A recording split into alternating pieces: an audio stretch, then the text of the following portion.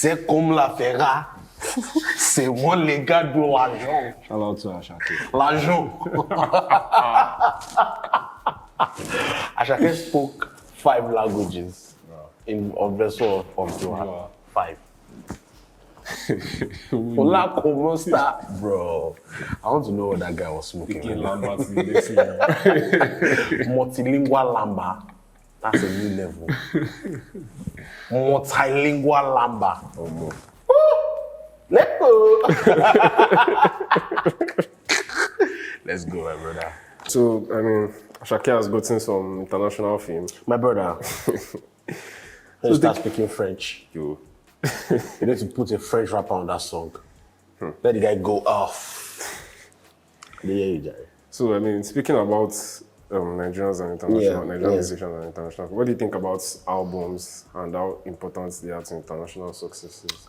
I believe albums, I'm just going to keep this first response simple. Albums are the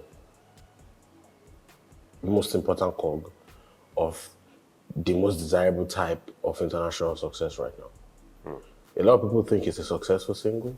A successful single will make you money, make your label money. But what's genuinely success? It's only an album that can get you there. Look at it this way. A lot of people think about international success, crossover success. They are thinking about a major single. I don't blame people for looking at it as a major, as what a single is, right? Because, bro, I know the amount of money that Nigerian artists are making from singles these days, bro, is ridiculous. I mean, you're looking at like 5 platforms where they're uploading their music to, and the amount of money that they're making, people are cashing out like 7 figures these days on one song. You understand? It's that crazy right now. So that's why a lot of people are hustling for remixes, like Selena Gomez and Calm Down. Bro, do you know how much that money is going to, how much that song is going to make over the next 6 months? Say a year, or let's say quarter. The first quarter is going to be ridiculous, right? So that's why some of these conversations are important. But in terms of what the type of success that you really need, the type of success that you really need, what gets you there? What the type is numbers, yes. Singles, yes. But it's also shows and endorsements. Do you understand?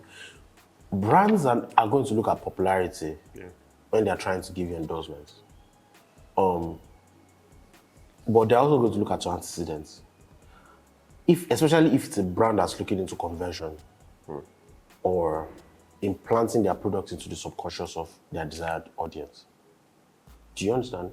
So it's going to be different if 17,000 people are buying someone's show tickets everywhere the person goes, as opposed to someone that has a Billboard charting single but can't do a theater show. Do you get? You can't sell out the 3,005. You have a Billboard hit single, yeah, but you can't sell out the 3,005. Which brings me to the next point.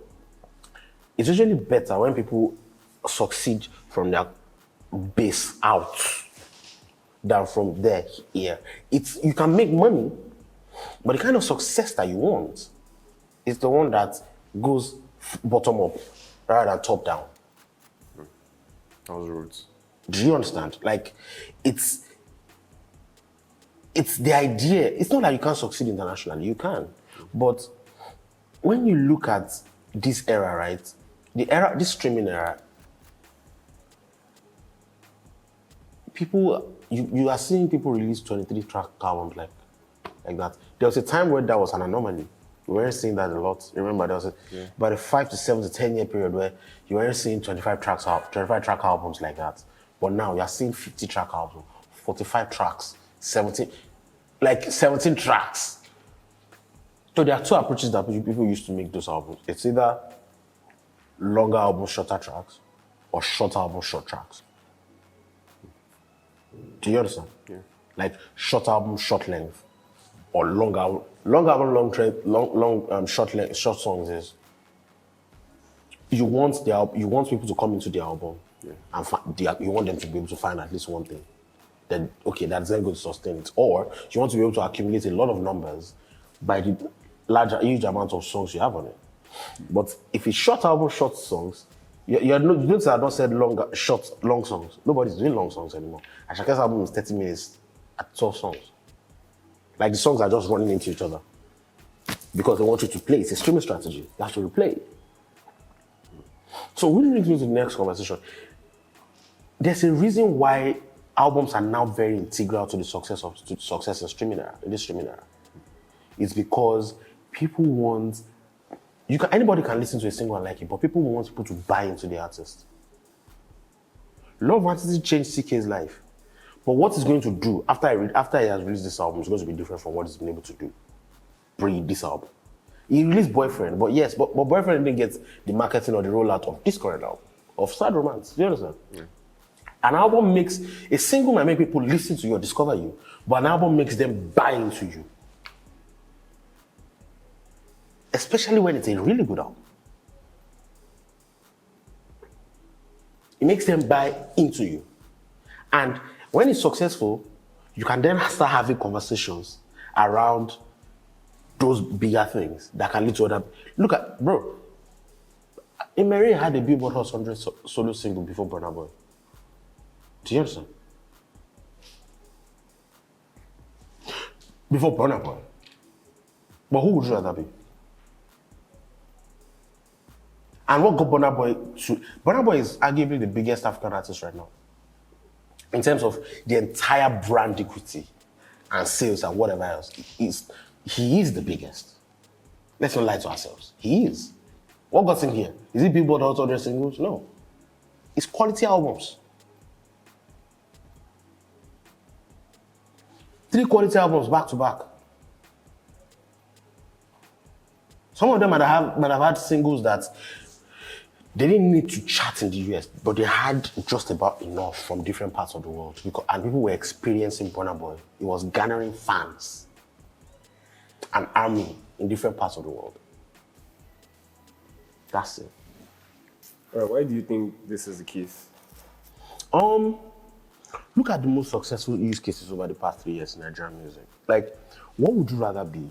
Would you rather be someone that is selling 17,000 tickets and is selling 17,000, 15,000 wherever they go, 10,000 wherever they go, and someone who is selling out 3 shows in minutes or seconds, or someone that just has a Billboard Hot 100 single? Billboard Hot 100 singles will make you money, but an album is likely to make you way more money. And sometimes a single doesn't even need to get to the Billboard Hot 100 before it makes a lot of money. SS made money, but if you were to quantify the song that made more money, is it all of value to SS? Love Fantasy. She gets. It's Love Fantasy. Because the spread was far bigger. Yeah. Crossover success doesn't exactly always mean charting singles. It just means you have enough arsenal. Like, don't get me wrong, a successful single can lead people back to your album. But it doesn't always have to be that way. You can have 17,000 people, dedicated people, listen to your album in a particular country. And 10,000 of them might come out for your show.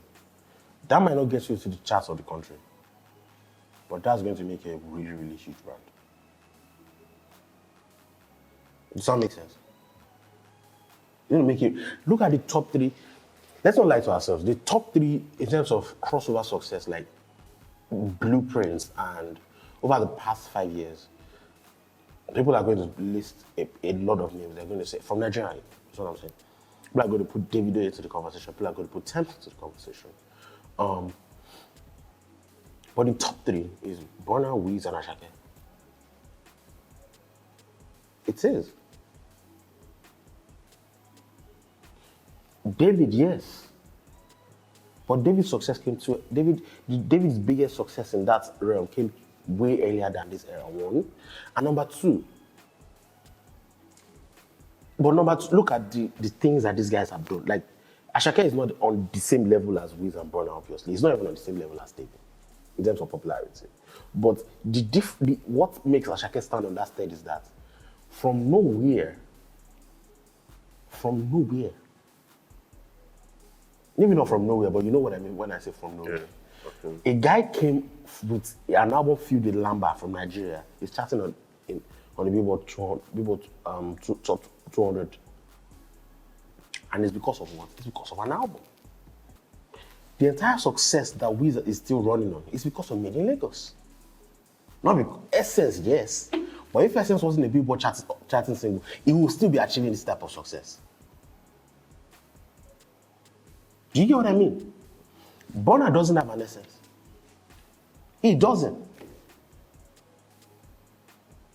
Not even last. Did you get what I mean? People are going to say, calm down. Calm down is a huge song. Don't get me wrong. But which song do you think is going to get a louder roar if you were to put both artists in the same venue? Which one? Calm down on what? And Last. Yeah, last. Exactly. Why? Because one person has built a reputation with albums over the past few years. One, the person is a bigger brand because of albums, quality albums. People are going to say Thames. Yes, Thames is an anomaly one. But Thames is not selling out O2 Brixton 3 times O2 Brixton in seconds. Do you understand what I mean? You sold it out 3 times. 22,000 people are waiting. And you now have to go and do a bigger venue of 20,000. Thames is not doing that. But guess what? She's going to do that after her album drops. Do you get? A lot of people still think it's singles. Singles are important, don't get me wrong. But the greatest vehicle for success for Nigerian artists, the type of success that you really want, that goes beyond just performing one song in front of people, it's only an album that can give you. It's that simple. Right. So, you went back. Like, you've done this? Yeah, I've done everything. Okay. So what's the quality album these days, and does the quality of an album matter? Right. So please run us through what a quality album is these days, and if the quality of an album actually matters. The quality of the album really matters. A lot of Nigerian artists have not been able to get to that level. Some of them because their labels simply don't see them as the marquee type of artist, and they don't get the type of marketing. But some people that have gotten the type of marketing is just because the albums have not been good enough. It's that simple. People think Burna got a lot of marketing. Yes, he did. Burna did. But the only reason why he got a lot of marketing is because people resonated with the music naturally, because the music is good. It's simple. It's not rocket science. Now, Love That Meaning is probably going to do better than any of Burna's previous albums. It's not as good an album as the 3 previous albums. But you know why it's going to benefit of that? Why? Because the work was done by those 3 previous albums. You get what I mean? Because this platform had been laid by those 3 really, really quality albums. So aside from the fact that it's going to get you there, it's going to also, quality albums will also cover your lapses, especially when you have a reputation for making quality albums. Look at Burna. The reason why Burna can make a Love That Meaning that is not as great, it's good enough to do its job, but that is not as great as that. It's going to get you in certain conversations. Like, it's going to cover up your blushes and your lapses when needs be. Even in Nigeria right now, Burna didn't have a hit from Twice as Tall in Nigeria. Did he? No, he did not. But guess what? They're hot. Because of quality albums. Even now, because of quality albums. Some people argue that Essence was not exactly the biggest hit in Nigeria. Perhaps not. Maybe it wasn't.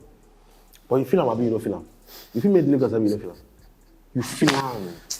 It will be tough for you. You feel him. And what matters in terms of a quality album these days is Asake proves that you don't even have to overthink it anymore. Now, currently, the quality of an album these days, I mean, the way people make albums these days, especially, another reason why an album is important these days, rather, is because people also, it's a tactical audience acquisition tactic. Ross was on Asake's album, not because Ross was, but Ross's audience is a predominantly white indie audience, indie loyal audience. So that's an audience acquisition metric. It's very easy to see. And when you're making the album, look at Burna's album. I literally broke it down to review. Like, you're seeing a song that is for like young African American audiences. You're seeing Latin X audiences. You're seeing one for Caribbean audiences. You're seeing one for predominantly white British and American audiences. Do you understand? These things are not a coincidence. You're seeing one with them roadmen in the UK. Bro, like, it's an audience acquisition tactic. If the music is now good, it's what you need. It might not be Billboard hits, but already you are in the hearts of those people because it's going to make those people go back to listen to your album. Now, if the album is now good and authentic, like you are not overthinking it. You are not making the music because you want to feature people. The music is good now. You are now adding people to it. That's why Asake has succeeded, bro. Which makes it in conversation of one with quality album. Does the album have to be quality? Yes. But what makes a quality album these days, bro? Asake has abridged it. Everybody else was overthinking releases. And this guy just came out of nowhere releasing Lamba. So Dicky. Bro, Lamba. Pure. We were listening to Joa before we started recording this. Yeah. This guy spoke 5 languages in the opening 7 lines or 8 lines of Joa. That is pure Lamba heavens. From an unrepentant Lamba Lord. My God. My brother. Do you understand? Like, it's very easy to see. It's like, people just need to make good music. Like, good music. We know what good music is. Not we are calculating, oh my God. Good music. And market it properly. Acquire. Bottom-up approach. Some people will employ top-down. It will work for them. But bottom-up approach is usually more advisable. The only reason why everybody listens to my guy is because it started from here. And the world is so linked to this country right now that if people are listening to you here, it's likely that people are going to listen to you outside. It's that simple. What makes a quality album these days? Good music. That's all. Just make good music. Add some small, but don't make the strategy the entire purpose of the album. That's it. The reason why this guy succeeded is because everybody was slacking because they were overthinking their releases. They were slacking. Let's not lie to us. They were slacking. Everybody that wanted to prove a point that I can do it, this one was just Lamba. Me with the go. Do you get? And there's a reason, Love That Me might be more successful than a Burna, for example. Right? Like, than the 3 previous albums. But the reason why it's going to be a more successful album is not because it's a better album. It's also because Burna's streaming audiences are increasing. And features some heavyweights on the album. Without those 3 successful albums, if Love That Me was the first one he released in that entire run, it probably wouldn't have worked like this. It's just not a lie. It probably wouldn't have. Regardless of the heavyweight that you might pack on it, it's not the only first person that feature heavyweights though. Heavyweights might give you numbers, but is it going to be the reason why it's selling at 70,000? Unlikely, bro. I mean, Thames has been on like a number 1 single-digit. Do you get? It's been on a Drake song. It's been on Lessons. It's been on No Man, like really good run. But are you going to compare it to like what albums have earned people? But wait for her to drop an album. You see what I'm saying? Albums change everything. Good albums especially change everything. So how can Nigerian artists ascertain that? I feel like collaboration is necessary in this space right now. People need to be open to collaboration. Aside from the fact that a lot of people are overthinking releases, a lot of people have also outlasted themselves. Bro, stardom is not easy. Stardom is not easy because it's very hard to reinvent yourself. Bro, it's not an easy job. Stay at the top for like 4 years, 5. Bro, it's hard. It's very hard. A lot of people are already doing it, but I feel like Nigerian artists are not tapping into the well of the rich talent underground in this country. We're not doing it enough. People need people on their teams who have their ears to the ground, who are going to get you the right people, not the popping people. I can give you examples of people of a lot of careers that have succeeded because people knew when to jump on newer sounds from new artists. Kanye has done it every single way. The last album was Vori and some other artists. That was Kanye's last album, basically. My beautiful dark twisted fantasy was the after effects of Kid Cudi and Travis Scott. I mean, after effects of Kid Cudi, Duel, what's his name, Sci-Hi. Jesus was Travis Scott reinvented. Like, it's not hard to see these patterns. Hove really broke through with Blueprint 1. But guess the reason why Blueprint 1 was like that? Because of sounds from Kanye West. I have no idea. I mean, it's just Blaze, sorry.